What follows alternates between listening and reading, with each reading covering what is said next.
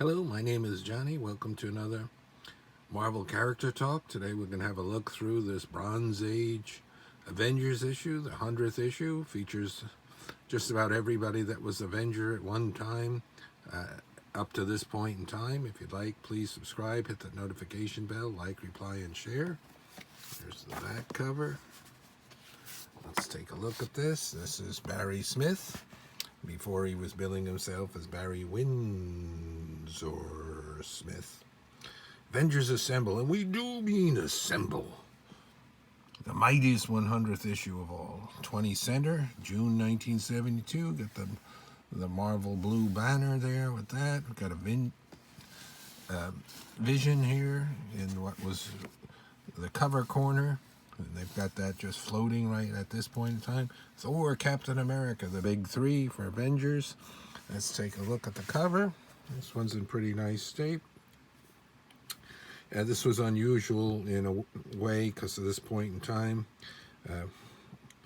Hank Pym had stopped being Yellow Jacket for a while and was Ant-Man again. There's Ant-Man and the Wasp. There they are flying. Hawkeye had come back from being Goliath to Hawkeye, and he went into this rather skin-showing outfit for a while. He wouldn't have that for very long. Of course, we've got Iron Man, Captain America, Thor, Hulk, Black Panther, Vision, Scarlet Witch, Quicksilver. There's Hercules. Up here is Dane Whitman, the Black Knight. And we have in the shadows, who is that? That's going to be Swordsman. This sort of marks his comeback here because he was mainly a villain for the Avengers for a long time in the 60s, but he did start out, I believe, trying to infiltrate and became a member of the team, or tried out for a very brief two-part story back in, what was that, number 19 and 20. All right, let's take a look here. Very nice. It's got a moody look to it. At this point in time, they were still not crediting the colorist. I think that would start in 73. By 74, this is June 72. So there's Roy Thomas, Barry Smith, and then inked by Smith, Senate Shores, so it's a combination there. It's kind of cool. Starts out with the Black Knight. Who knows, they're taking so much time and so many characters in the MCU. They introduced Dane Whitman, and then that little teaser at the end of the Eternals with the Ebony Blade, so we'll see if we ever get to the Black Knight in live action. There we are. So everybody's gathering here. Very cool artwork. Reminds me, not directly, but a little bit, like, because there weren't too many stylized artists back in the day, so a little bit like Stranko, but this is Barry Smith. Here we have folks arriving. You recognize everybody. They're all coming along out of their stories. Even the Hulk, he left in stopped being a member in issue 2, fought them in 3, and then was around in the background in issue 5. I've done look-throughs for those early Avengers. Maybe I'll leave that as one of the end references for a video you can check out. An early Silver Age. Very nice. You can see this shading on here and so forth. They don't know why they're gathering. What's bringing them together here is neat. For gods there be, a nice 2-page spread. You can see most of the people there. Hulk chilling out in the background. Ant-Man and the Wasp. Again, that's Hank Pym. There's Hawkeye in his new duds for this period. He'd go back to the standard one with the mask and everything. And shortly, I believe that was 109 he did that. So there we go. So this is going down there in the castle. Talking about issue 84 and the Ebony Blade. So I believe the villain's going to be Ares in here. For some reason, Ares is a Marvel Legends is expensive. I believe the original one, then they redid it. And that looks like the Enchantress, and for whatever reason, she's wearing red instead of her standard green. Don't quite know how they picked that as the coloration. Enchantress goes back to the, what is it, issue 7, when she joined with Executioner, Baron Zemo's Master of Evil, and then fought them again, and like multiple times had a hand in issue when Wonder Man took over and so forth. Wonder Man's not here because he's still dead. They didn't bring him back to, I believe, 1976, Simon Williams. There we go, there's Hercules.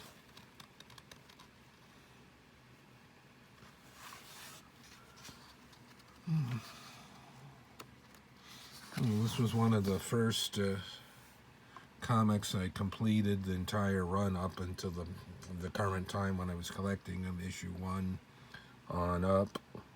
And I collected them until, what are they up to, about issue 250, 270, 300 or whatever, when it finished up in the early 90s, the end of the Copper Age.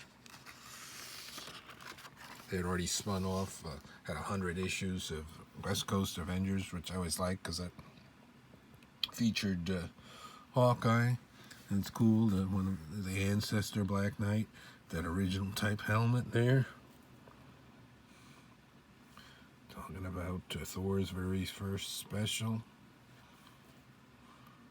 And look who's there, it's the swordsman. How'd that crook get in here, it says. I too was once an Avenger. Issue number 20, yeah, 20.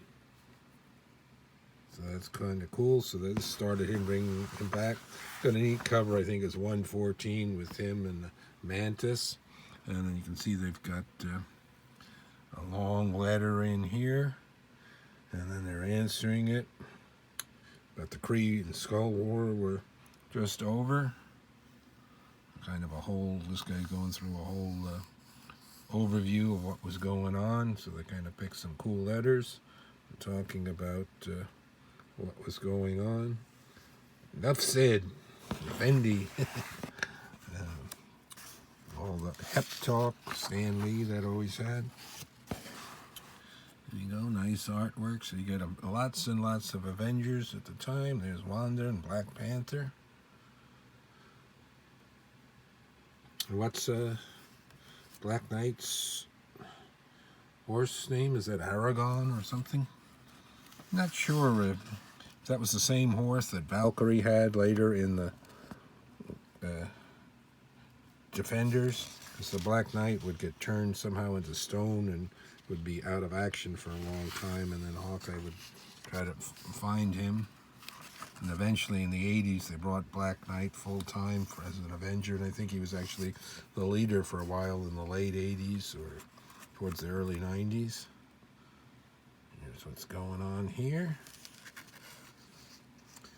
Why they did the green, I don't know. She's alright in red, but I wish she was in her standard green. Have some nice hero clicks for Enchantress. They've done a few different ones. So we got Ares and his things. Avengers Assemble. There's Wanda with her power there. Of course, she was a lot less powerful than she would be later on, but a lot at this point she was still more powerful when she first started out as with evil mutants. Didn't do much in those early X-Men. I've done a look through some of those issues. Cool. And this was unusual because at this time most of the comics had cut back down to 19, perhaps 20 pages, that they made this one a little bit longer. So there's actually less ads and less Marvel in-house ads and bullpen bulletin pages and stuff in this one. There you go, right.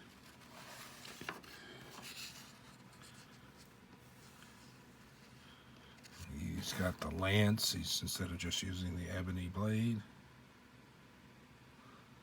The lance was used a lot by the original villain Black Knight from that fought Giant Man and Iron Man, and was part of the Masters of Evil fighting the Avengers. And then Dane Whitman came in later, I think, about the year 1967 or so. They got Hercules on their side.